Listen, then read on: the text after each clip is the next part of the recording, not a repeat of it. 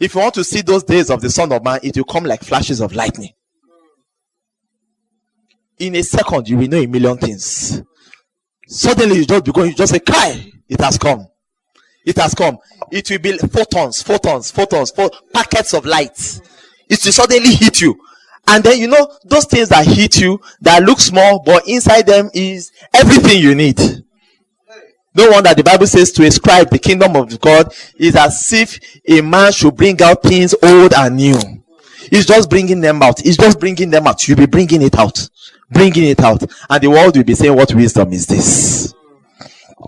Hallelujah. That's why Jesus Christ said that, "Look up at the fields. The harvest is ripe." Look up at the fields. It takes us looking beyond the normal. When God said in Genesis chapter 1, "Let there be light," God was not talking about this light. He was not talking about this light. He was talking about another kind of light. Because it was on the fourth day that he created the sun and the moon and said, "Let there be for light." So there was a light. When he said, "Let there be light," the Bible says that the world was without form, the earth was without form and void, and darkness was upon the face of the deep, and the Spirit of God was moving upon the waters. The waters is not talking about the waters of the earth. The word that's used is the Spirit of God was moving upon the sperma. That sperma is the water of the world. The Spirit of God was moving upon the words, brooding about what next to say. When those words were released, "Let there be light," it was talking about penetrative insight. Ability to see what other people don't see. So that God could look at the ground and see grass coming out of the ground. So that God could look at the waters and see fish coming out of the waters. So that God could look at the earth and see the things. As he was seeing those things, when light came, he started speaking them into existence and they were coming forth. But first, it was penetrative insight. Ability to see what other people don't see. No wonder the Bible says, "Unto the upright there ariseth light in the darkness." Unto the upright. It didn't say, "Unto the upright there shineth light into darkness." It says, "Unto the upright, out of that darkness, light will arise." Light will arise.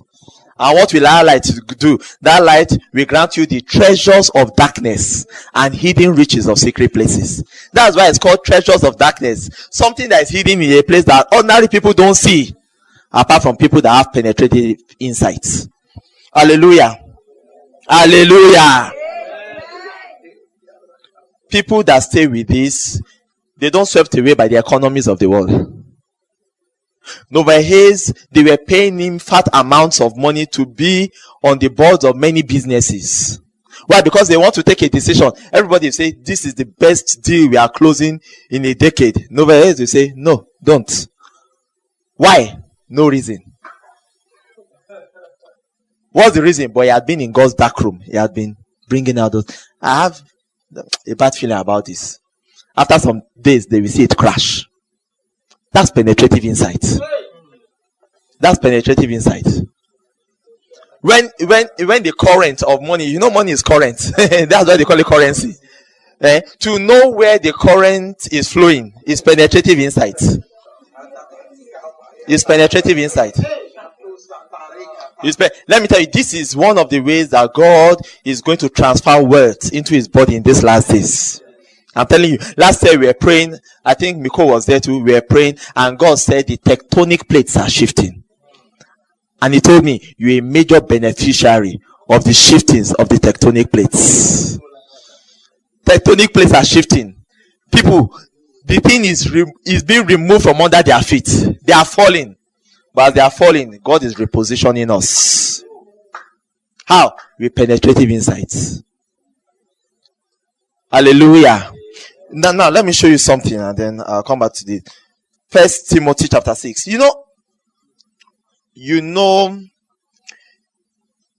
There's a man called Peter Daniels. How many of you know him? He's an Australian multi-millionaire. He got born again at the age of 26. He was a bricklayer. In some years, he became a multi-millionaire. Amen. That's what eternal life will do to you. He was not educated, he was a bricklayer. He became a millionaire in some years, 26 years old. That's why when a man gets born again, it's a new creation. Though we knew them after the flesh, we don't know them after the flesh any longer. One man came to be Winston's church to give a testimony. He said, I'm uneducated, but since I came here and I've been listening to God's word, God has been blessing me. And I have so much money and I'm rich that even now in my house I have a jacuzzi. And everybody laughed. Then Bill Winston came up. He said, you know the pronunciation of jacuzzi, but he has it in his own house. Amen. Peter Daniel said that before the economic crunch came, that he kept having this inkling in his heart, and God told him, remove all your money from stocks and everything and buy gold. He said he removed all his money, millions, and bought gold. Months after, everything crashed. What's that? Penetrative insights. The indices are up, the indices are up, the indices are up. Look beyond, look into the realm of the spirit.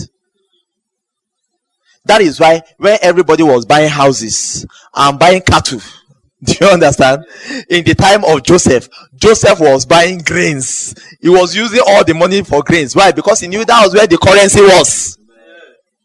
Everybody was buying real estate, real estate. Look. We buy real estate. This is always bringing in money. Let the Lord order your steps. Let the Lord order your steps. He was investing all the money in grains. That was where the current was. After some time, he used the grains to buy all their real estate, bought all their cattle, and started buying them themselves. Hallelujah. Hallelujah. So that we can see when problems come, don't be afraid. Take them as opportunities. Light will shine. Many times, when problems come, the Bible says that he that observes the wind will not sow, and he that regards the cloud will not reap. Many times our harvest happens when the clouds are very dark.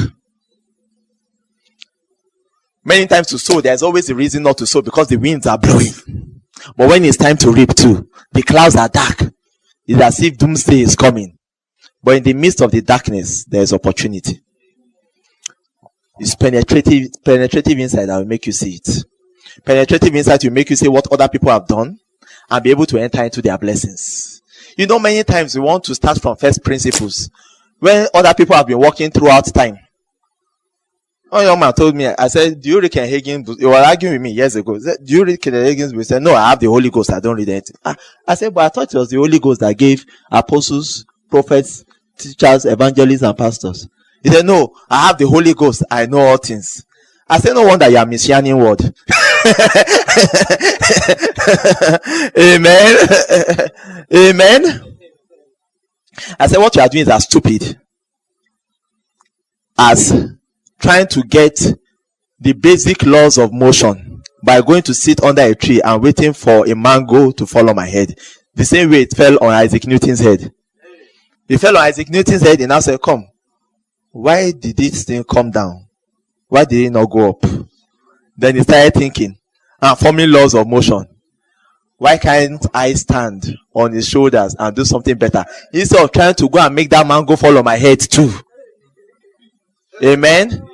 Other people have done some things. Other people have labored in some places, but they have not seen the fruits of what they labored for. The Bible says, lift up your eyes and see. Other people have labored and you have entered into their labors. One has been sowing, another one is reaping. These are the days of reapings. Many people have been laboring, but it takes light. Let's read that first Timothy chapter 6. From verse 15. Which in his times he shall show who is the blessed and only potentate, the King of kings and Lord of lords, who only hath immortality, dwelling in the light which no man can approach unto. Do you observe that? Who is it talking about? God Almighty. Dwelling in a light that cannot be approached unto, whom no man has seen nor can see, to whom be honor and power everlasting. Charge them that are rich in this world, that they be not high-minded, nor trust in uncertain riches, but in the living God who giveth us richly all things to enjoy. Look up at me. When God is described in a particular way, it is for application purposes. Do you understand? When James describes God as that, the higher of the people that you have seized, talking about the rich men, the higher of the people that you have seized is crying out, and their cries have come up into the ears of the Lord of Sabaoth. It was for application purpose. The Lord of Sabaoth is the Lord of the host of the armies of Israel. So what James was saying is that thing that you have collected, God is sending out his angels to bring back and restore unto the people that have been working that thing that you have collected fraudulently. So when the Bible mentions a particular character of God, it's for application purpose, for us to know that it is that character of God that will make the next thing come to pass. So now it says God is a God that abides in a light that cannot be approached unto. And then he says, charge those that are rich in this world not to trust in uncertain riches, but in the living God that gives us richly all things to enjoy. So the living God that gives us richly all things to enjoy is the God that abides in a light that cannot be approached unto, because it is that light that brings the riches. Do you get it? Okay, I don't have time to explain what that. It is that God that is that light, that character of God that brings the riches. Penetrative insight. People have labored, and in the name of Jesus, we are entering into all that they have labored to bring in Jesus' mighty name. We are seeing the big picture. Now, Papa Hagin said that when he got to Rhema Bible Training Center, they were looking for a site for Rhema Bible Training Center. And when they got to Broken Arrow, they got to the place. It was not looking like the real place, but in his heart, he knew this is the place. He knew this is the place. So he said, this is the place. And then they started off. And then they were having success in ministry and everything. And then somebody came and said, wow, you got this place? He said there was a gang of people around the turn of the century that used to spend long times, hours praying. And they used to pray on that mound. That mound is in the campus. He said, and they will pray and pray and pray for lost souls to come into the kingdom of God. They will pray for conversions until one day the leader of the gang stood on top of that mount and prophesied that from this place we'll go out into all the world of salvation. Now, Hagin did not know that, but when he got there, he just knew that this is the place. All those people were laboring in prayer. He entered into their labors. Do you know what it means for people to spend years traveling in prayer, and then suddenly you arrive on scene and you are the one harvesting all their prayers? Penetrative insight.